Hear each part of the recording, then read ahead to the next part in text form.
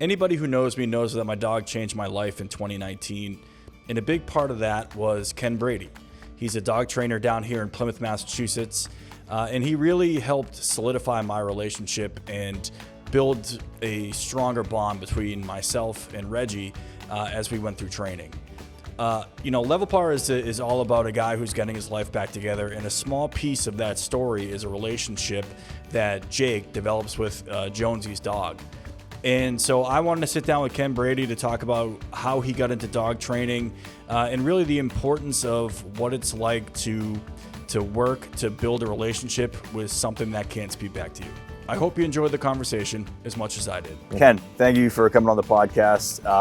We have a different history, right? Like, you trained my dog, and You do. so much of like what Level Par is about a guy who kind of gets his life together. And one small aspect of that is, being around a dog that kind of changes somebody's life. And I would say that my dog Reggie changed my life in so many ways, and your dog Duke changed your ways. Like, Sure did. tell me a little about like what you do just for our viewers, but also like that human to dog bond that is so important for you and for all the work that you do. Yeah. So for me, I mean, it's all about creating a bond between the owner and the dog, and making the dog understand like who his leader is, and just creating that relationship.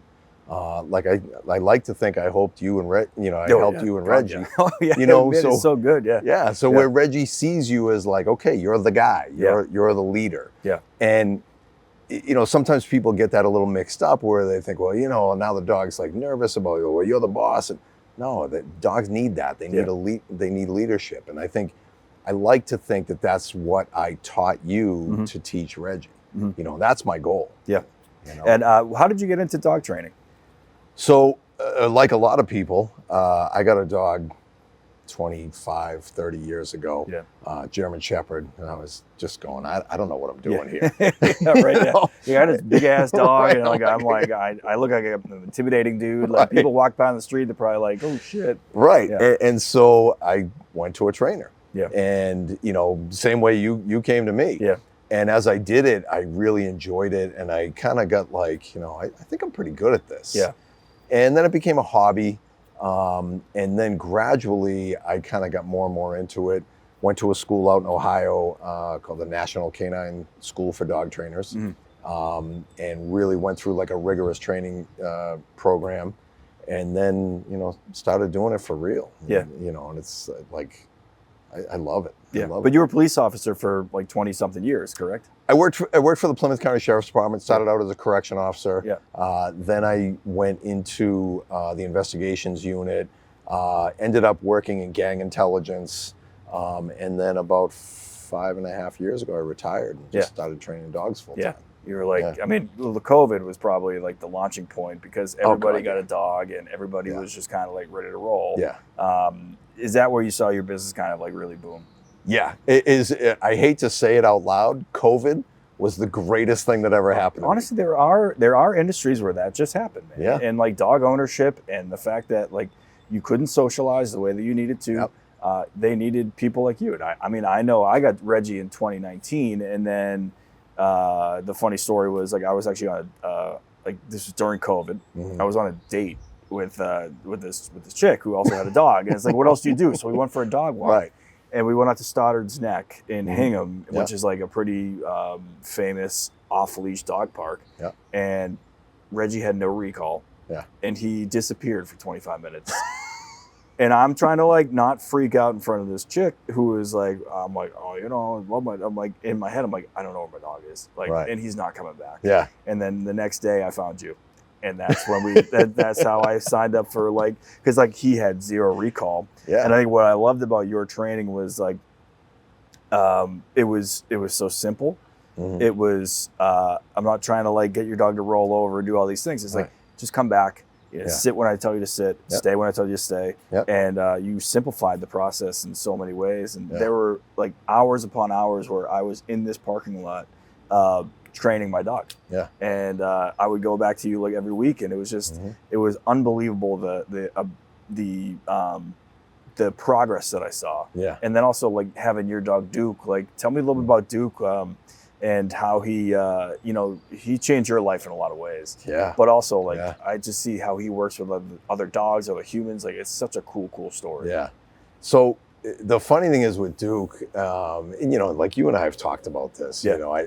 I had gone through a divorce. I had gotten sick with cancer. Like, anything that could have gone wrong was going wrong. Did go wrong. Yeah. And I remember, living alone, having my kids, 50% of the time, but I'm by myself. And I remember thinking to myself, I couldn't even get a dog if I wanted to. And I was dating my now wife, and I saw Duke. A friend of mine was involved with this rescue organization, and she said, "Hey, I have this dog, and he's looking for a home." Yeah. And just I was like, I don't know, man, there's something about this dog. And this is what I tell clients, like, you don't pick a dog out by the picture. No. By how cute he is or anything like that. Don't do that. I did that, though, too. Right. I was just like, shit. God damn it. Somebody sent me the picture of it. It's like, this is a cute dog. I'm like, I know it's a cute dog, but like, That's not why you I get can't the do dog. it. But but thank God that I did. Yeah. It was great. An hour later, I'm sitting in this girl's kitchen trying to get Duke to come to me. Yeah. And as you know his story, he was found in Puerto Rico, had a collar embedded in his neck, he was choking, he was dying, he was starving. I mean, the poor thing, what he went through. And I took him home and started training with him, and I don't know, it was something clicked in me. Yeah. And I said, I'm gonna take this further. And that's when I decided to go to school and really learn how to train. Like I said, I had been training as a hobby before that. But it was, and as we said in the video that you made for me, everyone looks at me and says, "Man, what a life you've given him." I'm like, "No, man, what a life that dog has given me." Well, I mean, think about like you start a business, you're an author. We both have the same publisher, so like super cool that you were able to connect with Stacy and the Bradley and Baxter team.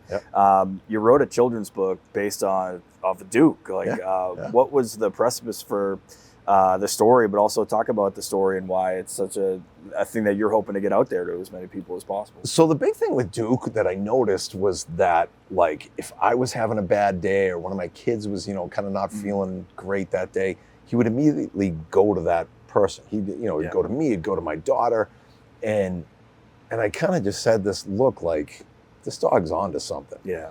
And so we did a lot of training. We had him certified as a therapy dog. Yeah.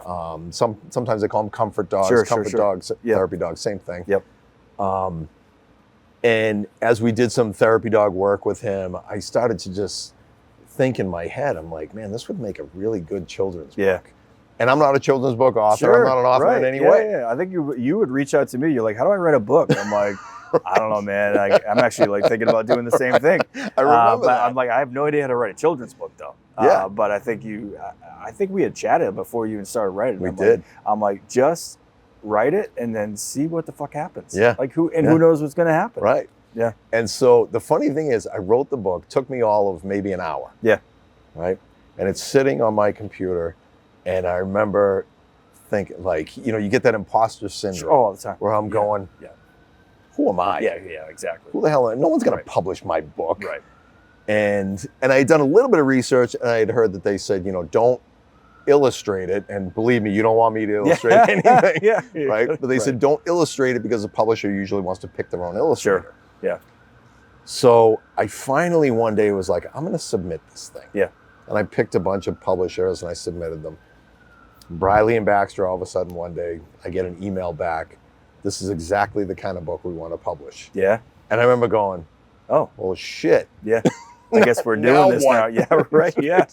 Now I actually have to become an author. Right. But like you've had so many different careers. Yeah. And I think what I've liked about your story is like you're not bashful when it comes to putting yourself out there and trying shit. No. I think it might take you that first step to do it, but to start a company, to start training other people's dogs, and as we talked off camera, like now you're actually going to people's houses and training and kind of changing the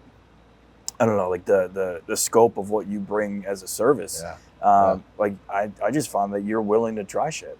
and throw it out there and see what happens. And, you know. Well, I think what happened with me is like, you know, you spend 25 years in law enforcement, and in a way you do the same thing every day. Like, a lot of different stuff happens. And you could have done that for 25 more years if you really wanted Right, to. right. Yeah. And I always feel like there's more out there. Yeah.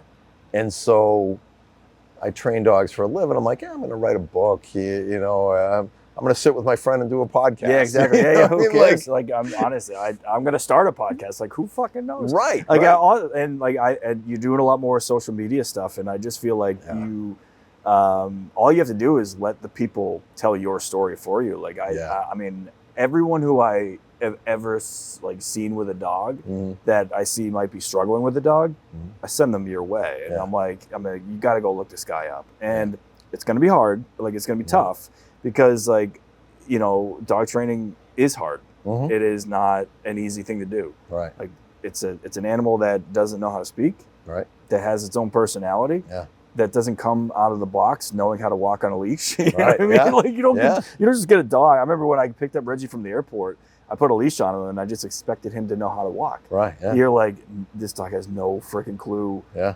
I'm supposed to lead it. Right. And you train me maybe more than you train the dog. And is that kind of the way that you talk to clients? And you just say, listen, I'm going to train both of you because you both need this training. Yeah. I will tell you, 2 hours ago, Yeah. I was in downtown Plymouth with a new client. Yeah. And it's funny because a lot of people will say this to me. They say, I feel like you're training me. Oh, you're big time.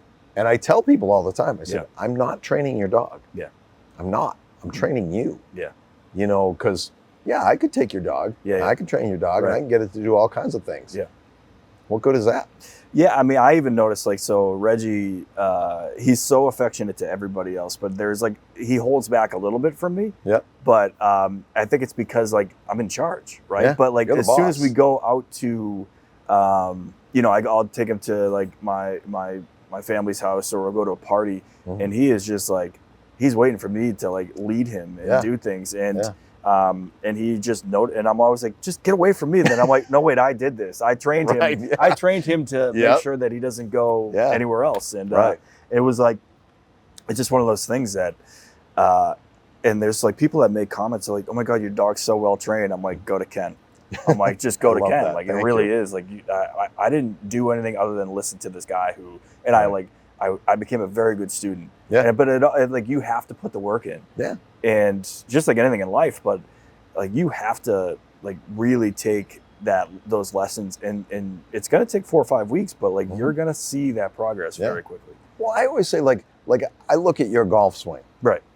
I would kill to have your golf swing. Dude, that's I mean it. I know, like, I'd kill to have your golf swing. Yeah. But here's the thing, right?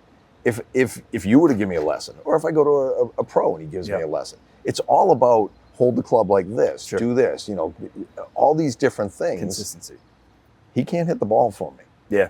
Right. You still got to go and do it. I still got to go and do it. Yeah. And so for me, I always equate that. It's the same thing with training your dog. I can't do this for you. Yeah. Yeah. You know, you got to do it. It's crazy. And I think you and I have been pretty open about what our dogs have done for our mental health as well too. And Absolutely. And it's you know, I really do think about when I got Reggie.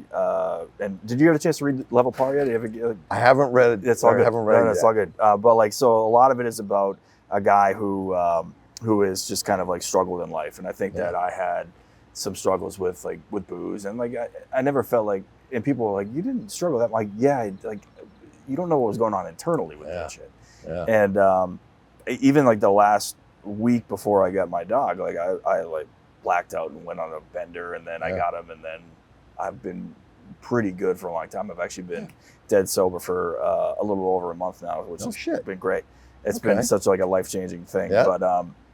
But yeah, no, I needed that, and I wrote this character that was going through hell, and there were like walks with his buddy's dog that just changed his life. Yeah. And like, I know that you've openly talked about you know, mental health things that you've had, but how has Duke changed your perspective on so many things? The biggest thing with Duke, and I don't know if I think I did talk to you about this. So I've been giving these talks at middle schools, and it seems to really resonate with kids around the 6th, 7th, 8th grade level.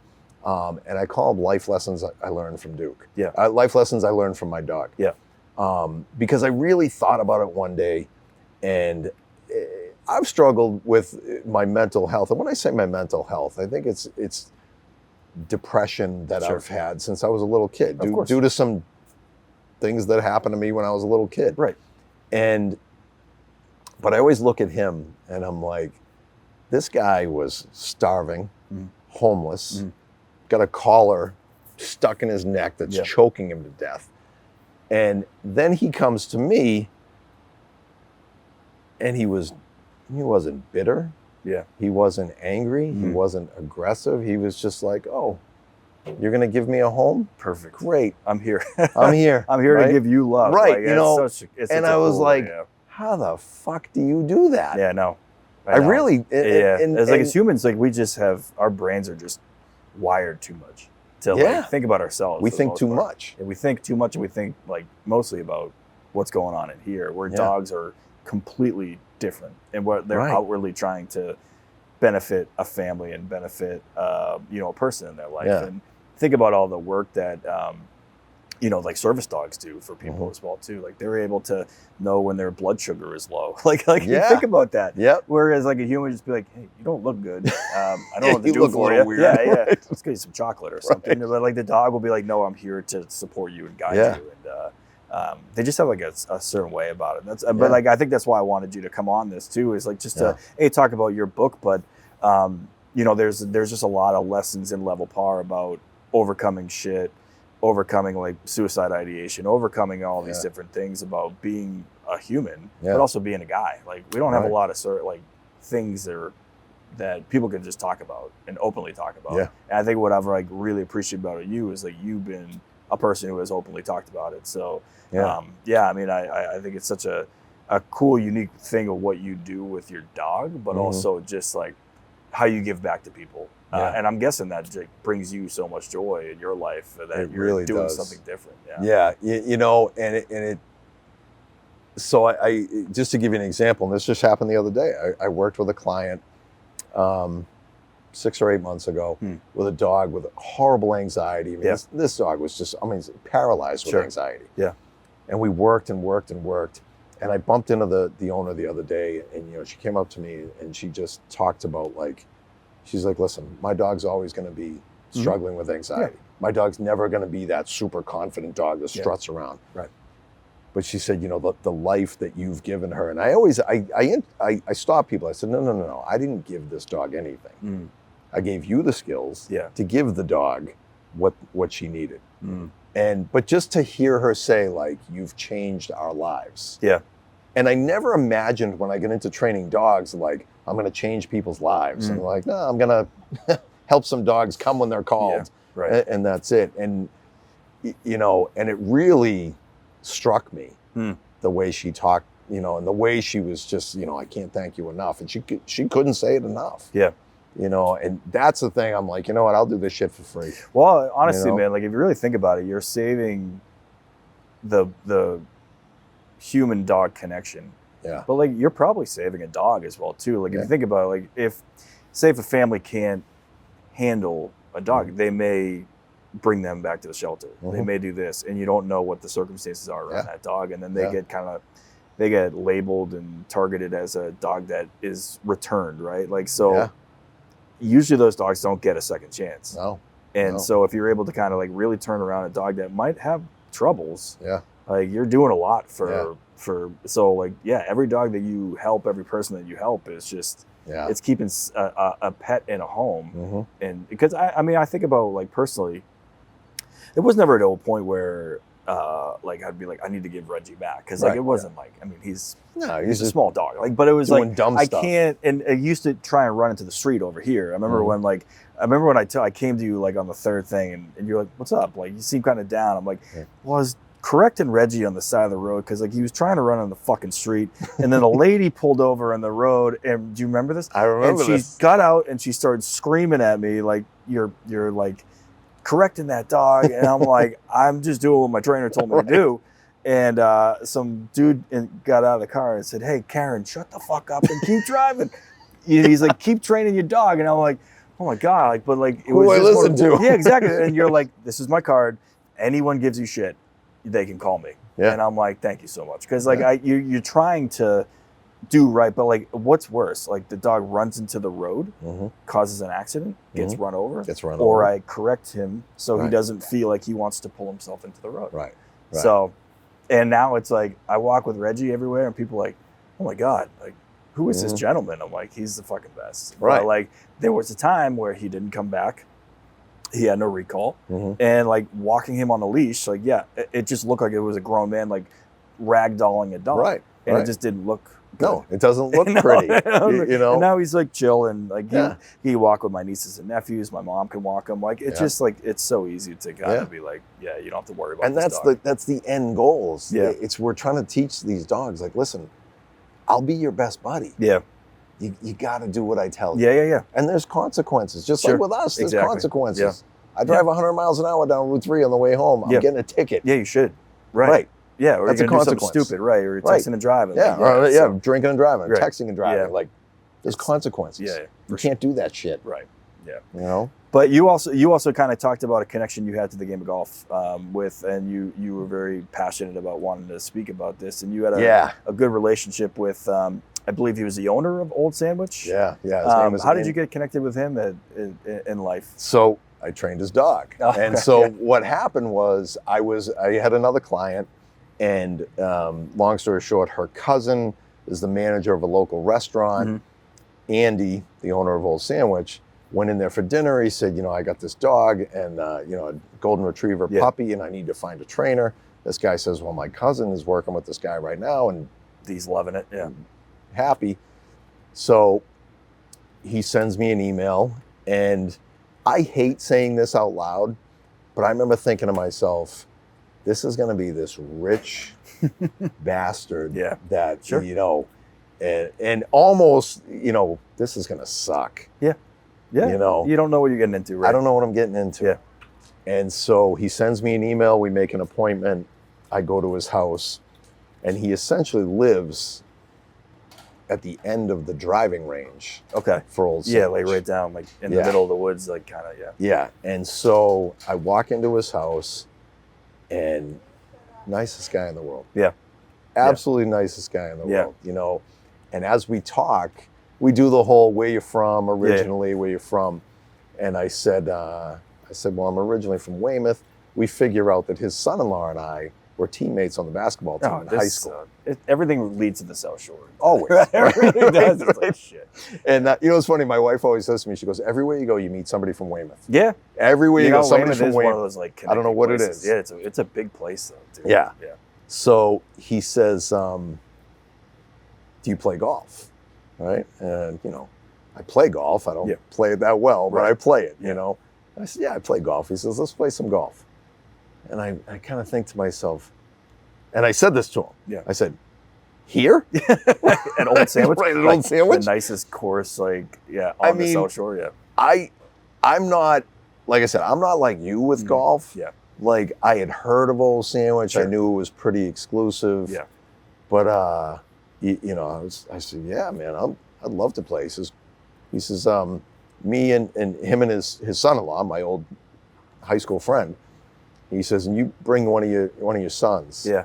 And so we went out there and played. And I tell you, man, that place. I heard it's unbelievable. It's incredible. Right. And for me, I was sort of thinking to myself, a golf course is a golf course. No. Like, some are nicer, some are not as nice. But what is going to make this place special? So special? Yeah. Until I played it. Until you played it, yeah. Yeah, I've never stepped on the ground, so I don't even know what it's like. But a buddy of mine just played recently, and all he said was, wow. Yeah, it was incredible. And I'm like, what's this? He goes, I just played Old Sandwich. I'm like, oh, okay. I totally understand that, Yeah.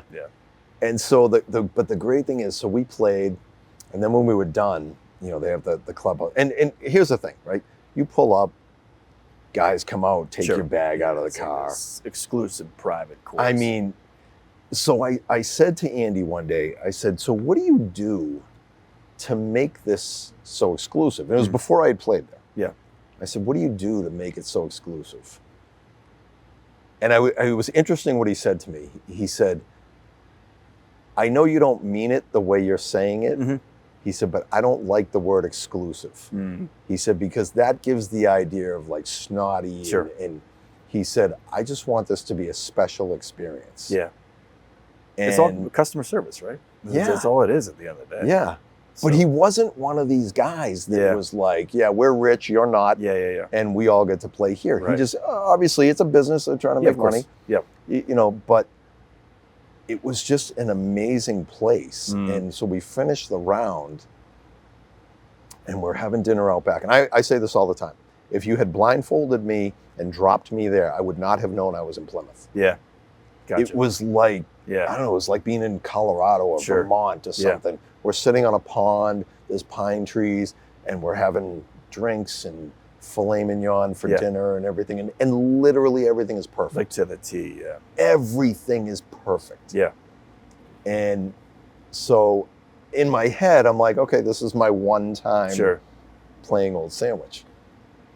He says, hey, a couple times a year, I want you to call me and, you're going to go out and play. How long ago was this? This was only about 2 years ago. Yeah, gotcha. Right.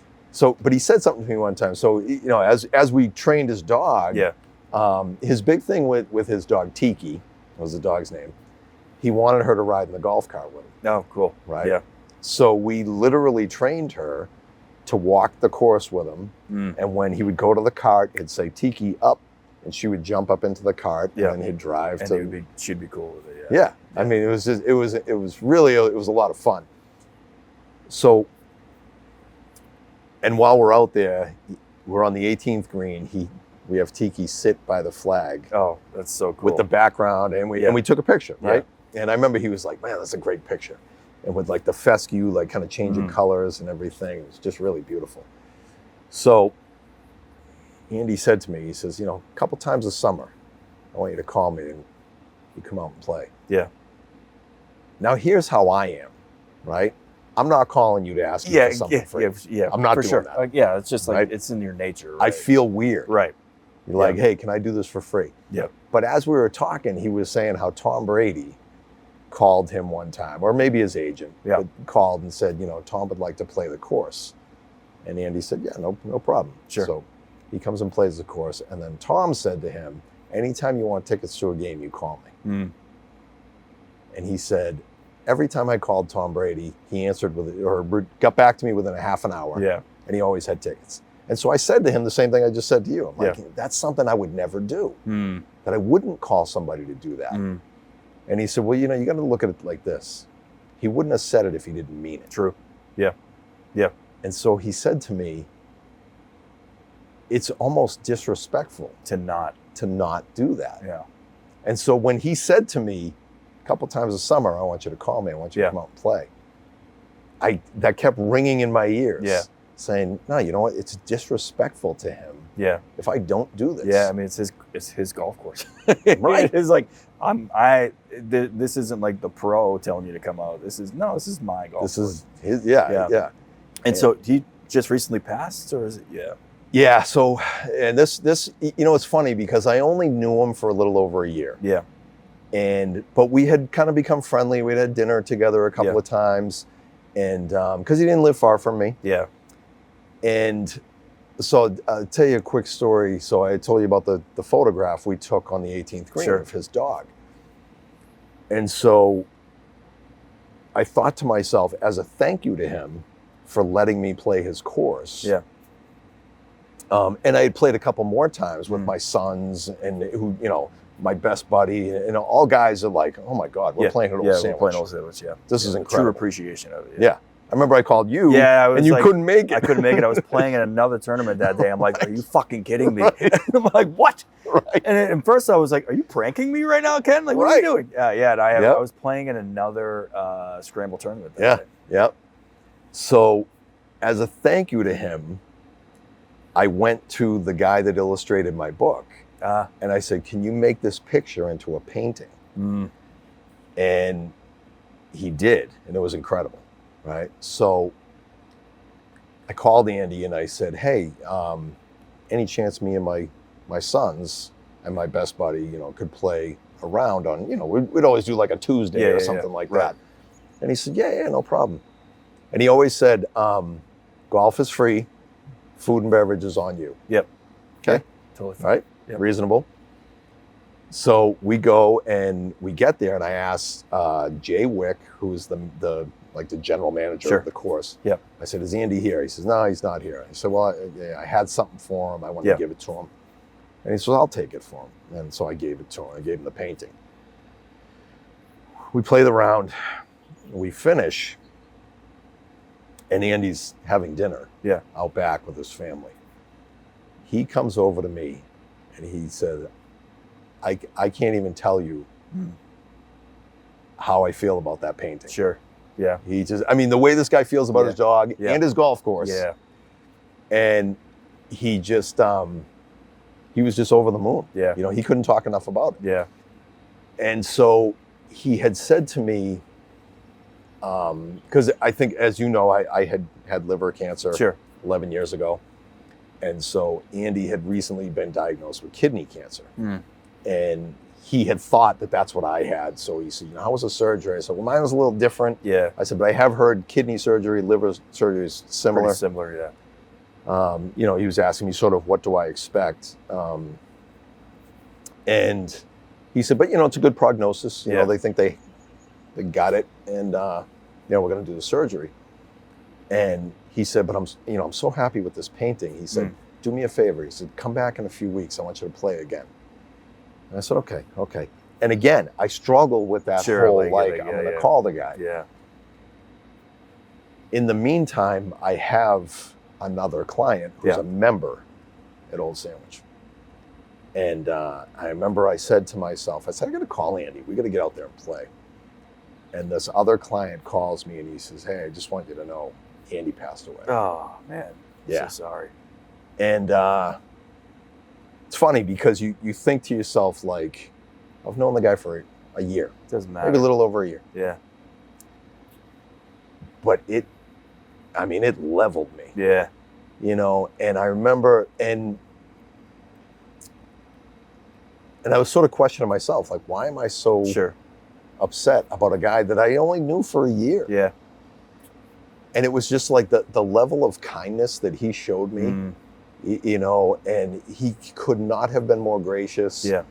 And his biggest thing was he was so proud of his golf course. Yeah. That he just wanted to share it. Yeah. With everybody. And his dog too. And his dog. Yeah. Yeah. You never know what kind of impact you're going to make on somebody until you make the impact, and then somebody tells you, right? Like I think that's what a lot of these podcasts too. Like it's just great to be able to sit down with people from my life and just be like, "Hey man, just thank you." And it's on camera. Like I'd be like, "Thank you for training my fucking." And I think I've told you a million times.